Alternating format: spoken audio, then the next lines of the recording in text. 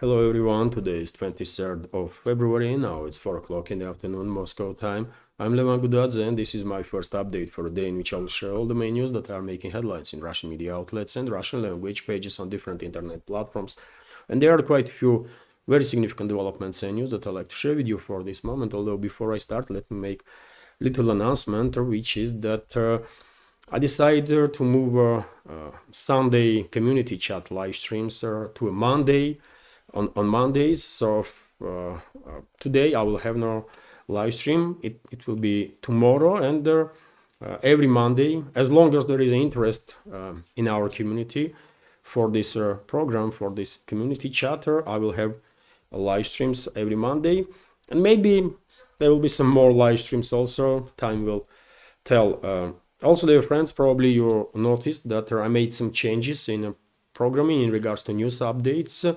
I will try to keep updates on YouTube and Rumble relatively short, 25 to 35 minutes maybe, and I will share as much news as I can in that part, but usually there is always a lot of news left, and I will record additional update with the rest of the news, and that update will be published on my Patreon and the Boosty pages. This way, hopefully I will manage to generate additional interest among members of our community, our bigger community, towards my Patreon and Boosty pages, because obviously for survivability of this project, support that I have from members of community on Patreon and Boosty is truly essential, especially nowadays when unfortunately donations through PayPal platform or Boosty platform did decrease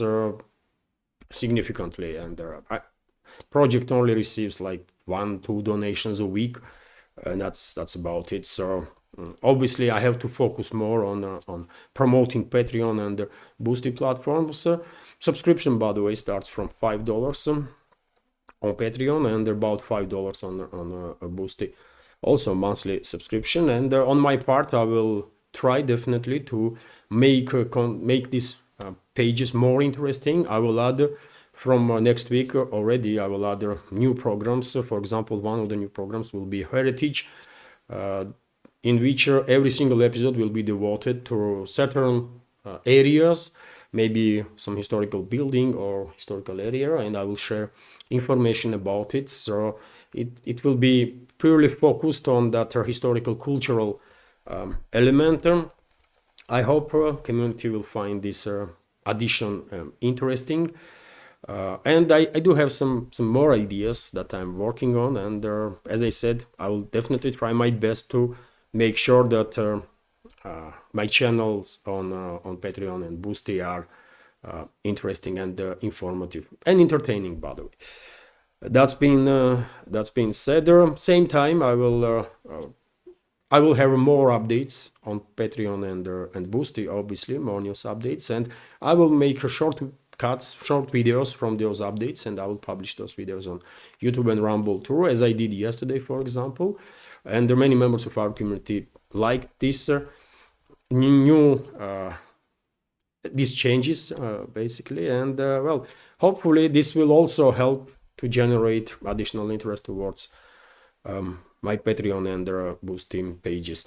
Okay, that's enough, I guess, for intro. Sorry that I took almost 4 minutes, but I had to make these announcements. Now let's go through some news, and first of all, of course, I will share information about most likely historical event that is taking place in Germany today, which is early parliamentary elections. The entire world, of course, will pay attention to this development, and Russia is no exception. Russian media, Russian public does pay attention to it. And we have this publication on TASS News Agency. Let's go through this for a little more details. So, polling stations have opened across Germany in early elections to the country's Bundestag, which is a parliament. Overall, 4,506 candidates, with almost a third of them women, are vying for 630 seats in the Bundestag. About 59.2 million Germans eligible for a vote will shape the new German parliament. Following the elections and the distribution of seats, a new German government will be formed along with their country's new chancellor. A total of 29 political parties are taking part in parliamentary elections. However, only the conservative bloc of a Christian Democratic and the Christian Social Union, SDU, and CSU, the Social Democratic Party of Germany, SPD, the Greens, the Alternative for Germany Party, AfD, the Left Party, the Free Democratic Party, and the Sarah Wagenknecht Alliance, Reason and Justice, BSW, have real chances to get into the parliament. According to predictions, the polling stations will be open until 6 p.m. Local time. Immediately after they are closed, the TV channels IRD and ZDF will make public the first exit poll data, and representatives of the political parties will begin making their first commentaries. The country's Central Electoral Commission is expected to publish preliminary official results overnight to February 24, and the final results will be made public in the coming few days. Public opinion poll suggests that the SDU CSU bloc will score a convincing victory with about 29 to 30% of their electoral votes. Their far-right, so-called far-right, Alternative for Germany is expected to come on second place with 20 to 22% of the votes, which is more than a double the figure this party had in 2021. The Social Democrats can only expect a third place with some 15 to 16% of their votes.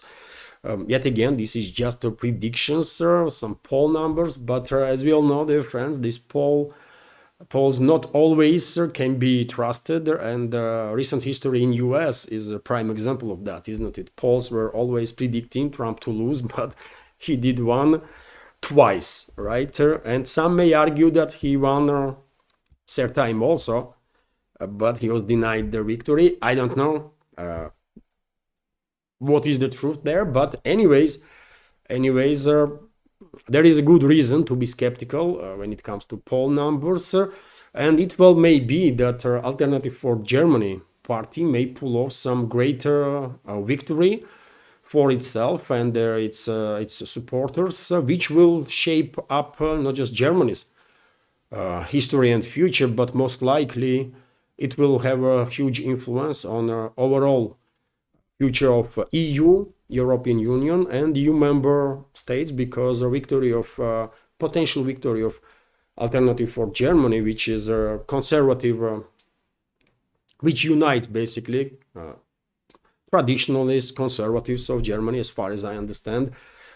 Their victory will definitely encourage conservatives and traditionalists all around Europe to get united behind their parties or political figures that might have a similar stance. Who knows? But definitely these elections have a great chance to become some historical event. Let's see, only a couple of hours left and we will have first exit polls.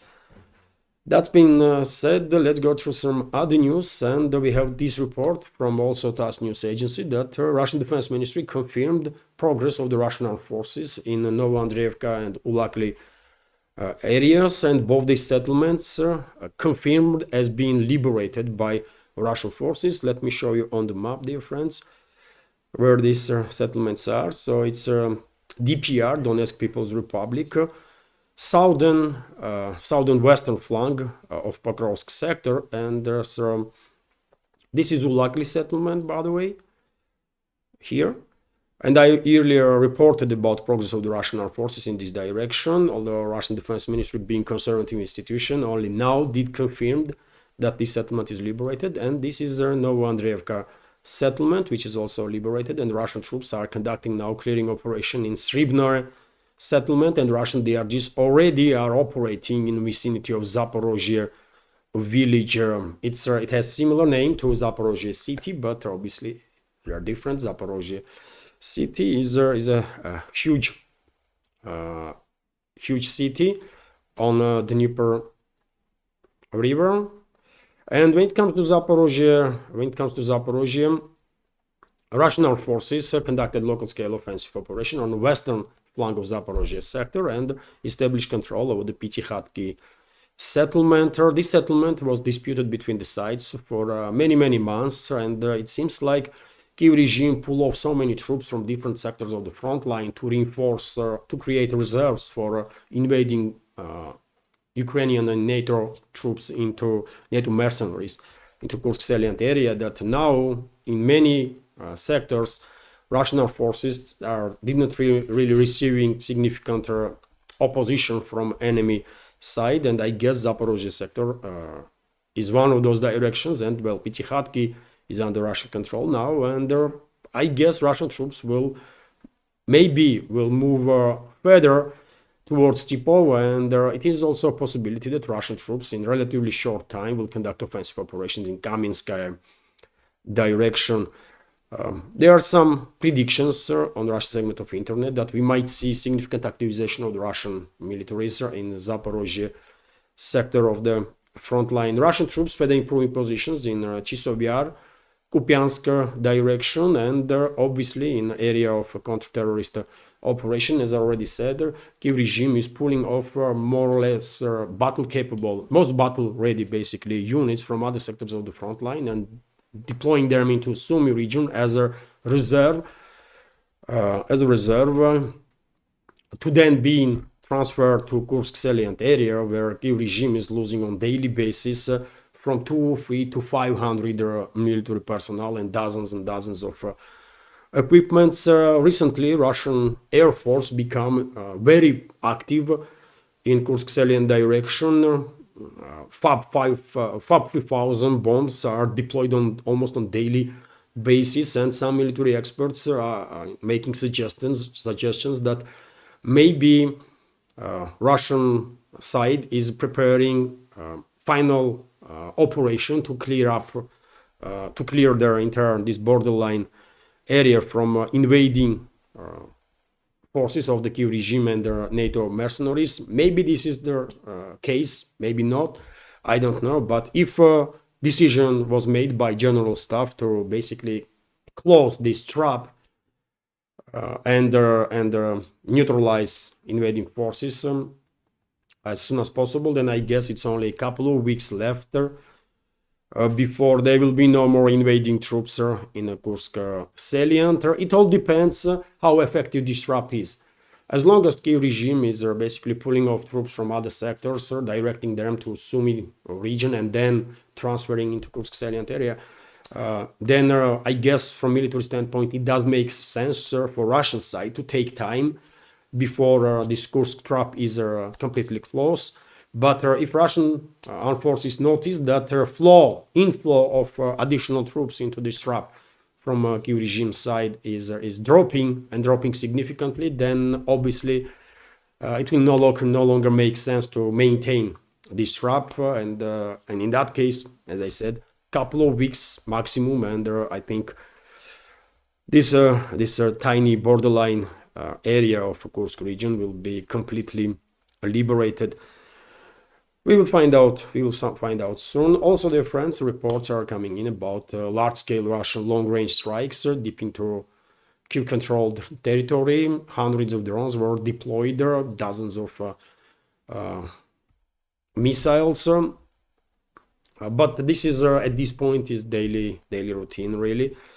I did share on my Telegram and the Twitter X pages some videos of these strikes. I guess, as always, military and logistical infrastructure of the Kyiv regime, and including energy infrastructure, was a main target for these strikes. That being said, let's go through some other news now, and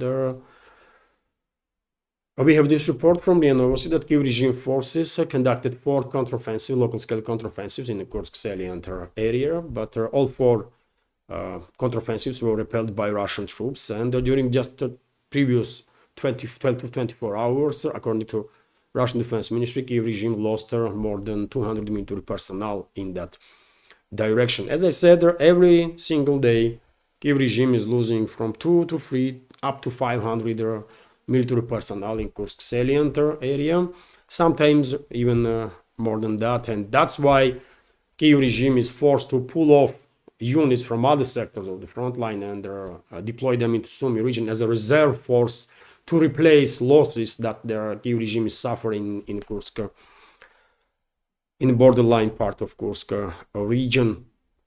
TASS news agency is also reporting that deputy of the Russian foreign minister Sergei Ryabkov was asked about information that is circulating in the media about upcoming meeting, next round of dialogue between Russian and US delegations in Riyadh, which should supposed to take place on 25th of February, according to media reports. And Sergei Ryabkov said that there is no such a plans for 25th of February to have a meeting with their US counterparts, although groups from both sides are in constant talks and preparing ground for next round of negotiations to take place. Also, dear friends, we have this report from RT that UK and France plans to send some 30,000 so-called peacekeepers into Ukraine. Initially, this was reported by Wall Street Journal, and as we can see, dear friends, these extremists that are formally in charge of a number of European states are not stopping. They are still pushing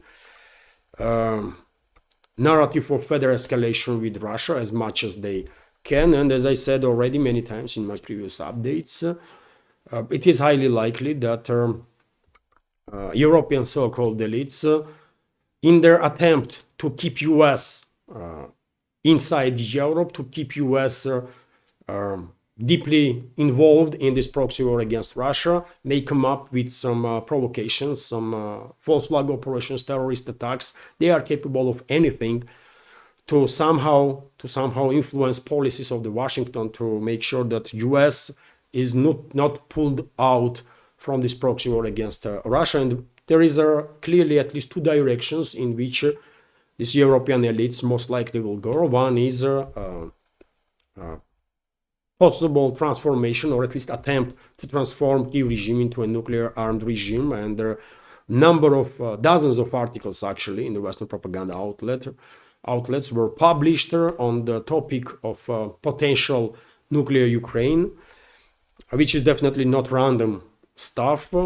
And there is a clear another direction, which is a topic of deployment of troops of EU member states that are also NATO member states into Ukraine. I guess leadership of number of European countries, including France and UK, probably wants to provoke direct clashes between Russian troops and troops of these NATO member states, so that they will then demand from US to stay engaged in this proxy war against Russia, and maybe they will even try to provoke direct conflict between NATO in general and Russia. Warnings about potential provocations from number of these NATO member states were issued by Russian intelligence services. I guess US intelligence services also well informed about risks that European elites are generating right now, and hopefully Russian and US security services, leadership of two countries, will be in touch to avoid further escalation between West and Russia, or at least between US and Russia, because when it comes to the European part of the West, clearly there are a number of countries that are very keen to further escalate with Russia, further prolong this proxy war. Let's go through this news anyways. Britain and France are drafting a plan to deploy up to 30,000 peacekeepers in Ukraine, depending on whether Moscow and Kiev reach a ceasefire, the Wall Street Journal reported on Saturday, citing unnamed European officials. And of course, Western so-called media is not challenging leadership of UK or France on the topic of the so-called peacekeepers. After all, Moscow was very clear that no NATO troops are acceptable for Russia in Ukraine under whatever pretext, but no NATO troops are acceptable for Russia, no matter they're going to call them peacekeepers, angels, or aliens. It's not acceptable. But despite that, these Western propaganda outlets, that's what they are not even trying to ask the questions. Leaders of the France or UK in this particular case, why you are still pushing this narrative of deployment of your troops when Moscow says already that it is not acceptable for it? Why you are planning to put your troops into harm's way? Why you are doing this? But yet again, there is no true media, by the way, left in the Western MSM, only in alternative media, right? So therefore, obviously, all these crazy moves that we are seeing from European elites are not challenged and will not be challenged most likely. Although it is, by the way, I have to say, to me personally, it is a quite stuff to see this meltdown that is happening right now and last couple of weeks in the Western so-called media, especially neoliberal media that's supposed to be for peace, but in reality, there is a total meltdown in these media outlets, and they are openly basically calling Western leaders to further intensify war against Russia, to further escalate, and it seems like they really are panicking. They really are panicking because they are realizing that all these talks about NATO, European troops, and so on is just nonsense. Only country with true military capabilities in NATO is US. One may argue Turkey also, maybe. But when it comes to EU member states, European members of the NATO, there are paper tigers, by the way, paper tigers, and I'm not sure France and UK can even pull off deployment of 30,000 troops, even if Russia would agree on that. That's how bad situation in armed forces of UK and France really is, and there are experts, military experts from UK and France itself are actually confirming this. But anyways, let's continue with this news. However, the plan of deployment of these 30,000 so-called peacekeepers depends on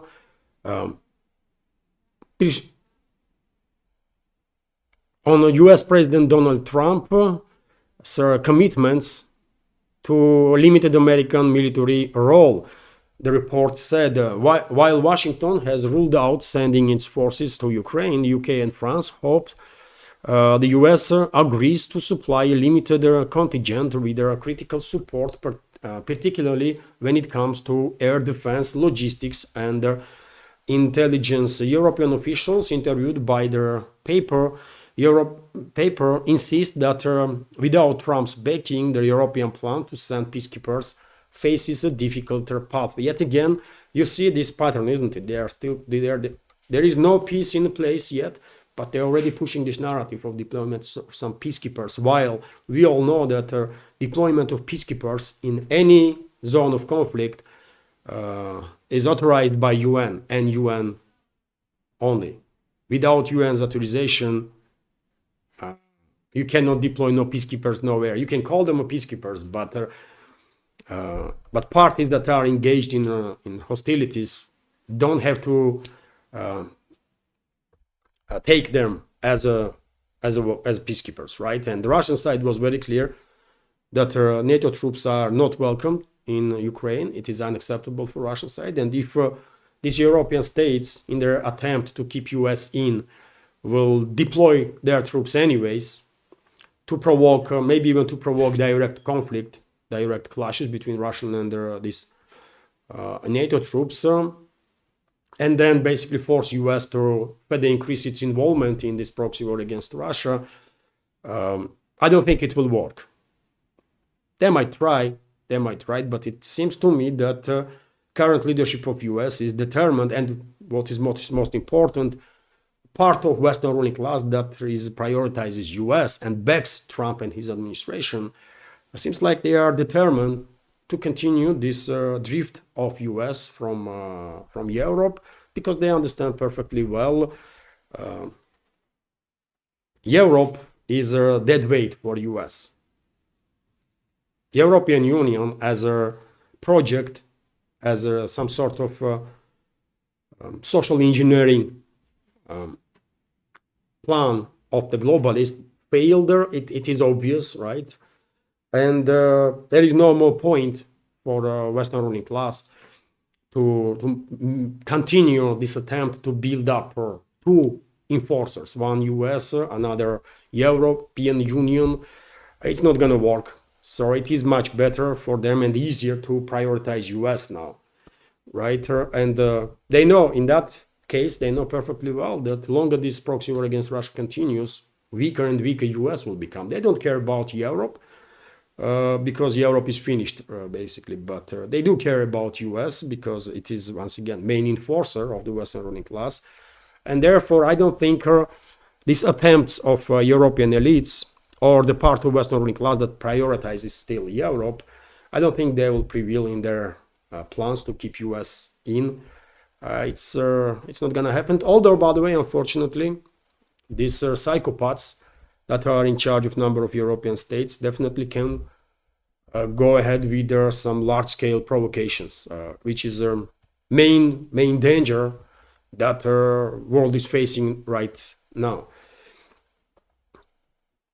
When it comes to U.S. troops in Ukraine, I don't know. Pat Hegseth, new head of Pentagon, was quite clear that Washington has no plans to deploy no troops to Ukraine, and I believe Trump himself was quite clear on that. He don't want further U.S. involvement in this conflict. It is exactly the opposite. And when it comes to capabilities of UK or French troops, by the way, we have this report on Interfax, for example, which is based on an article in UK Defense Journal, according to which UK actually in no position to deploy a larger number of troops or to be engaged in a high-intensity conflict for a longer time. UK just don't have armed forces with such capabilities. Let's translate this news for a little more details. And I will also monitor. Oh, it seems like I don't have internet, or that's quite upsetting. What has happened with the internet?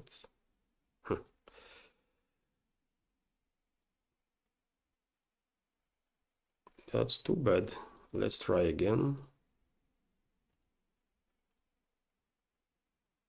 Sorry, dear friends, for this technical issue. Oh, it works now. So the United Kingdom is not ready to send its peacekeeping forces to Ukraine, despite London statements, due to the lack of necessary funds, troops, equipment, and munition. What else army is then, if UK don't has all this stuff? The UK's Defense Journal has reported about it. The UK expects to spend £56.4 billion in 2025 on defense needs, which will amount to about 2.3% of the GDP. Although, according to Defense Journal, significant volume of this money is spent on some side projects that don't really affect their battle capabilities or battle readiness of their armed forces. Years of reduced defense spending have made it impossible for British troops to wage war against an equal enemy for a long time. The number of troops decreased from 100,000 people in 2000s to about 70,000 now. And well, I mean, 70,000, it might sound big, but dear friends, just in the Kursk salient area, since the beginning of invasion, Kyiv regime already lost about 63,000 troops, most battle-capable brigades that Kiev regime had in strategical reserves. And it's almost a similar number that the entire British army is, isn't it? And one may argue that those brigades that Kiev regime sacrificed in this invasion into a borderline area of Kursk region are much more capable, or were much more capable than British brigades. And I can see argument on that because after all, Kiev regime's armed forces are engaged in high-intensity combat for 3 years now. Its 4th year has started, and they gained significant experience, obviously, while in UK's army, not just their soldiers, but even officers have no idea what high-intensity conflict is. They have never seen it on the battlefield, right? All British armed forces were engaged. There was some operations against some militia forces in Afghanistan or Iraq or elsewhere. But since the Second World War, British armed forces were never engaged in really high-intensity combat. Even Falklands War was relatively shorter and not really a large-scale operation, right? So yes, I think if you put toe-to-toe current British armed forces and grouping of forces of Kiev regime that was decimated by Russian troops in Kursk salient area, well, those Ukrainian troops were probably much more capable. So you tell me what kind of chances this 70,000 army of UK would have on the battlefield against Russia. In hypothetical scenario, if Keir Starmer and his French colleague will really trigger direct clashes between their sides, I don't think British troops will have a chance to survive more than like 2-3 months, right? And I'm talking about entire army of UK. But hopefully it will not come to it. But steps that Starmer and Macron and some other leaders in European countries are taking are really, really dangerous. And local people there in UK, in France, all around Europe really should wake up. Majority, because informed minority unfortunately has no influence over the policies of those countries. Anyways, even British military experts, by the way, don't believe that UK is capable of pulling off this operation of deploying tens of thousands of troops as so-called peacekeepers anywhere. I have no reason to doubt expert opinion of British military experts. Although what we all know perfectly well about capabilities of London is that they can come up with the sanctions, by the way. They can come up with thousands of sanctions and they might create those sanctions from thin air.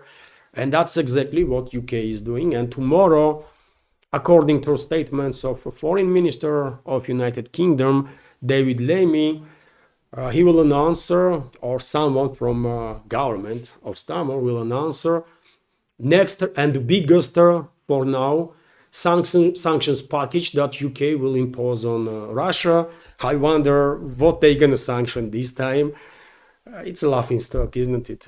One day, dear friends, one day these idiots may come up with sanctions against, I don't know, oxygen that is generated in Russian taiga, maybe by Russian forest. They are psychos. They are really capable of any nonsense, right? But let's see what kind of sanctions they will announce tomorrow. Meanwhile, White House is teasing Ukraine deal this week. I guess they mean next week because this week has ended. Today is Sunday. In upcoming days, let's say. So US President Donald Trump is optimistic that a peace agreement to end the Ukraine conflict could be reached within days. White House Press Secretary Caroline Leavitt has said very optimistic statement. Unfortunately, I have to say that I don't believe military phase of this conflict will end anytime soon, or in, maybe not even 2025. I don't know. But anyways, let's go through this news. Speaking to the reporters on Saturday, Lowitt stressed that the Trump administration remains committed to swiftly ending the conflict, which is about to enter its fourth year. The president and his team are very much focused on continuing negotiations with both sides of this war to end the conflict, and the president is very confident we can get it done this week, Lowitt said without providing further details. And I guess there are no further details because there is not much to talk about there. We only see one meeting for now between Russian delegation and US delegation. That meeting was important, obviously interesting, but just the beginning of the long process of negotiations. And therefore, I really struggle to understand based on what Caroline Lowitt is making such optimistic statements, or why Trump himself thinks that conflict military phase of this conflict can end in upcoming days. It's just not possible, unfortunately, yet again. But Russian side was very clear to end this conflict. Root causes has to be addressed, which means serious talks to take place between Russian leadership of NATO, leadership of US, first of all, and some serious concessions have to be made by US and their collective West in general, because it's them that provoke this conflict with their irresponsible policies for decades and decades and decades, right? Since the collapse of Soviet Union, basically. And if current leadership of US, if forces that are backing Donald Trump and his administration are serious about the escalation, then they have to consider concessions, serious concessions. Otherwise, we will have no ground based on which the escalation might happen. But anyways, at least current administration in US are not talking about escalating conflict, right? Which is at least something of positive. Also, dear friends, US is of course engaged with the Kiev regime in the talks about natural resources that this former Soviet republic has, and the reports are coming in that US is demanding rights for control, basically rights on control of all the funds, all the income that will be generated with these natural resources of Ukraine. Quite a bold demand, really, quite a bold demand. There reports are that some special fund should be created where all the proceedings from these natural resources will go. I'm not sure this will work. I mean, they can force Zelensky to sign up on anything, maybe. But yet again, I mean, question is who will acknowledge legitimacy of that agreement? Because Zelensky himself is an illegitimate so-called president. He is not the president of Ukraine, right? So nothing that he will sign will have a legitimacy. US may force rather in Ukraine or parliament to sign up or to ratify some agreements that will transfer certain rights to US. But yet again, I mean, Western Ukraine, okay, different topic. Russia may I don't think Russia will vary too much if US will establish full control of the western part of Ukraine and buys it all. Washington should deal in that case with Poland, Hungary, Romania, potentially Slovakia and Bulgaria that may have claims on those territories. It's their business, but rest of their Ukraine is a zone of Russian influence. There are regions that are part of Russia already. There are regions that most likely will become part of Russia. And if Kiev and surrounding areas will maintain quasi-statehood after this conflict will end, that quasi-state will also be in Russian sphere of influence. This is only way Moscow will, I guess Moscow sees future developments in this area, and therefore, what is the point if Trump will force Kiev regime to sign up for some deals on about territories that they know perfectly well they're not going to control?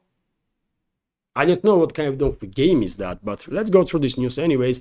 The draft future agreement on economic partnership between the United States and Ukraine provides that their income received by Kiev from their extraction of natural resources and other assets will be sent to a special fund, control of which will go to Washington, said their head of the US Treasury Scott Bessent in an article for the Financial Times.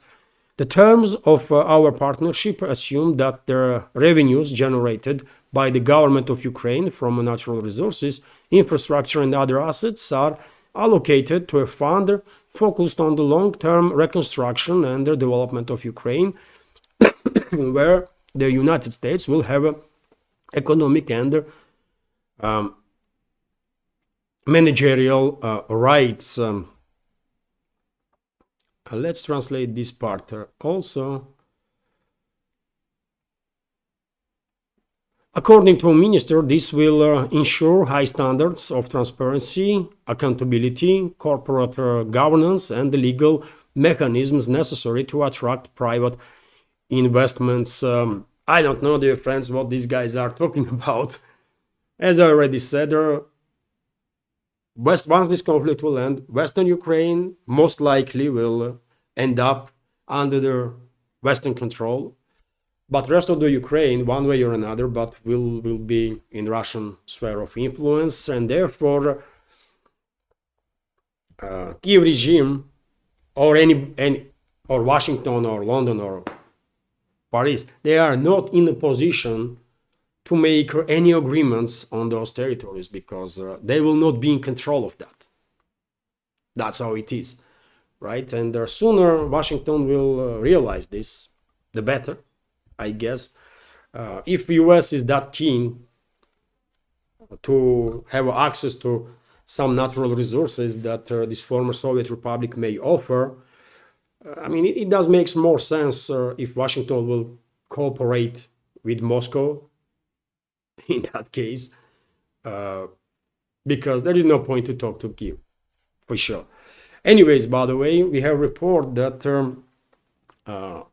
Kiev regime had made some changes in a proposal of US in regards to all these minerals, natural resources, financial obligations of the Kiev to Washington.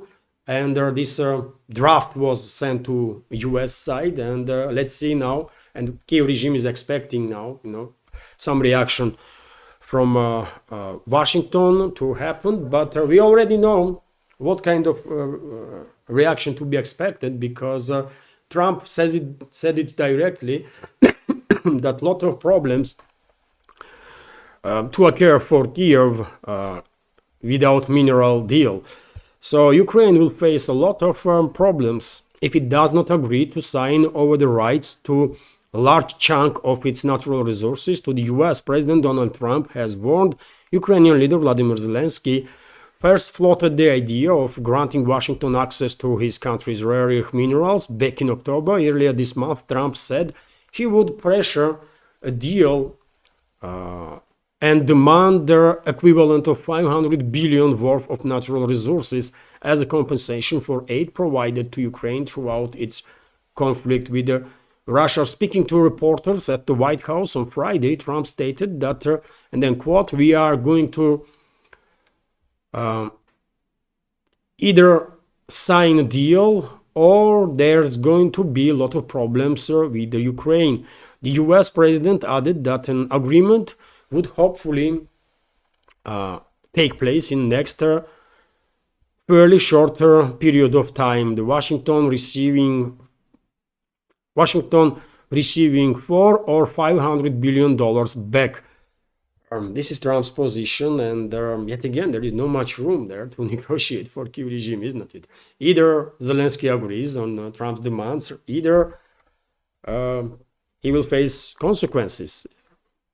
It's a Trump's way or highway in relationships between US and all these quasi-states like Ukraine, like some others in the European continent, for example, and in other parts of this world also. But meanwhile, dear friends, obviously Russian public, Russian media pays attention to all these talks about some minerals and natural resources in that this former Soviet Republic, Ukraine, can offer, and people are paying attention to all the ambitions of the Trump to be in charge of it. And well, press spokesman of the Russian president was asked about it also, because many people here are thinking that all these talks between Washington and Kyiv are about territories that already are liberated by Russian side and are constitutionally part of Russia, and about some territories that most likely will be liberated by Russian forces, or at least from Kharkiv to Odessa, right? And well, Peskov was asked about Moscow's take on the situation. Let's translate this. Also, so territories where citizens decided to join Russia, no one will sell, said the press secretary of the president of the Russian Federation, Dmitry Peskov, speaking about the risk of selling Ukraine to their states. You know, the main thing for us is that people have long made a decision to join Russia. No one will ever sell these territories again. For us, this is the main thing. Peskov said in an interview with the journalist Pavel Zarubin. The video was published in his Telegram channel. So the Kremlin representative answered the question about the danger that Vladimir Zelensky, under the onslaught of United States, will finally sell all of Ukraine, in fact giving it to the possession of United States. And yet again, Moscow's position is clear. There is certain territories that join Russia, certain territories that are formally for now, temporarily for now, controlled by Kyiv regime, but will be for sure liberated and join Russia. There's other territories that will be in the Russian sphere of influence for sure, if even not become a part of Russia. Yet again, if Kyiv and surrounding regions will maintain quasi-statehood, landlocked quasi-statehood on the political map, if Moscow will agree on that. And there is Western Ukraine, right? So what is the Russian and the Russian sphere of interest? All those areas are out of question. And the Western Ukraine, well, Zelensky may well sell off entire Western Ukraine. Maybe he already did it, right? And we all hear reports in the media, we all see reports in the media that BlackRock and some other Western corporations have invested heavily to buy some territories, including in the Western Ukraine. Rest of the territory, well, it's out of question, but Western Ukraine, we don't care. Let Trump and his people deal with that. But yet again, they have to overcome obstacles from Warsaw, Budapest, and Bucharest, most likely from Bratislava and Sofia also, because these countries might have claims on those Western Ukrainian territories. But rest is out of question, and Peskov is quite clear on that. And dear friends, oh, it's already 48 minutes, so I have to end this update on that. Plenty of news left, and I will continue then with the rest of the news. And I will publish that second part on my Patreon and Boosty pages. I forget to control time, by the way. But I will become good in that, so I'll make sure that these updates that are published on YouTube and Rumble are 25, 30, 35 minutes. Anyways, dear friends, hopefully you will find this episode interesting and useful, informative, and if so, please click that like button and leave some commentary just about anything, any topic. It might help to influence algorithm in a positive way. If you like my work, if you want to support this independent media project, you can do it through several means, through PayPal, with donations through PayPal or Boosty platforms, or by subscribing to my Patreon page or on page on Boosty. You can also support with the crypto. All the links, all the addresses are on this video description box and in the pinned comment. This is it for now. Once again, have a wonderful day, great weekend, and take care.